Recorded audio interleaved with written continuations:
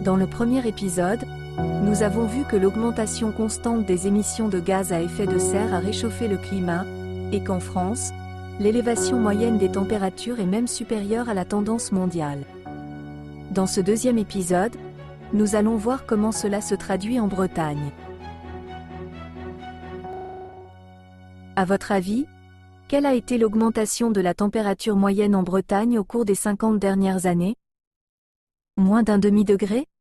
Entre un demi et 1 degré? Entre 1 et 1,5 degré? Les températures moyennes annuelles ont augmenté de 1 à 1,5 degré Celsius au cours des 50 dernières années. La hausse des températures est plus sensible l'été, mais on observe également une diminution du nombre de gelées. Quant à l'augmentation des précipitations estivales, elle est observée principalement sur les reliefs du Finistère. En Bretagne, la tendance à la hausse des températures moyennes constatée au cours des 50 dernières années devrait se poursuivre au cours du XXIe siècle. Les projections climatiques montrent une poursuite du réchauffement annuel jusqu'aux années 2050, quel que soit le scénario. Sur la seconde moitié du siècle, l'évolution de la température moyenne annuelle diffère significativement selon le scénario considéré. Le seul qui stabilise le réchauffement est le scénario qui intègre une politique climatique visant à faire baisser rapidement les émissions de CO2. À l'opposé, dans le scénario le plus générateur de gaz à effet de serre, le réchauffement en Bretagne à l'horizon 2070 à 2100 pourrait atteindre 3 degrés à 4 degrés Celsius par rapport à la moyenne 1976 à 2005. Ces courbes nous montrent quel type de climat nous pourrions avoir à Brest et à Rennes d'ici la fin du XXIe siècle.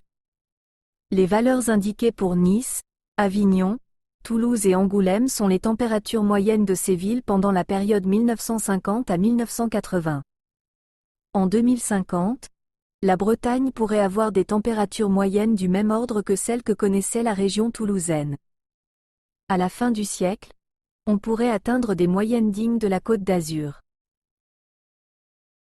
Le temps en Bretagne est souvent changeant et très variable d'un secteur à l'autre. La partie ouest de la Bretagne est marquée par des précipitations plus fréquentes, notamment dans les zones vallonnées, tandis que les terres les plus à l'est présentent un climat plus continental avec des hivers plus frais et des étés plus chauds, notamment dans le bassin rennais. Le littoral nord connaît des étés frais alors que le littoral sud enregistre des températures plus clémentes en saison estivale.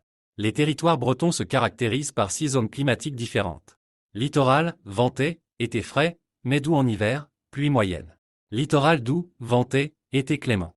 Mont d'Arrée, hiver froid, peu de chaleur, forte pluie. Intérieur, climat médian, à dominante plus océanique. Intérieur est, hiver plus frais, été plus chaud, pluie modérée. Sud-est, été relativement chaud et ensoleillé. Le territoire de la forêt Fouesnant est partagé entre la zone littorale doux au sud et la zone Mont d'Arrée au nord. D'ici la fin du XXIe siècle, les températures et la pluviométrie de ces zones climatiques vont évoluer de façon plus ou moins significative selon les scénarios envisagés. À votre avis, de combien le niveau marin s'est-il élevé en Bretagne, depuis l'ère pré-industrielle? En Bretagne, le niveau de la mer s'est élevé d'environ 30 cm depuis le XIXe siècle. Les observations des marégraphes et des satellites montrent que l'élévation du niveau de la mer s'accélère. De 1,4 mm par an au début du XXe siècle, elle est aujourd'hui proche de 4 mm par an. Elle pourrait atteindre 1 cm par an d'ici à 2050. Il reste aujourd'hui possible de ralentir l'élévation du niveau marin, mais il n'est plus possible de stabiliser le niveau de la mer lui-même. Contrairement à d'autres variables climatiques telles que les températures et les précipitations, le niveau de la mer continuera à s'élever, même si on arrive à stabiliser les émissions de gaz à effet de serre, car la dilatation thermique des océans se poursuivra pendant des siècles, du fait de la lenteur des transferts de chaleur de la surface vers la profondeur des océans.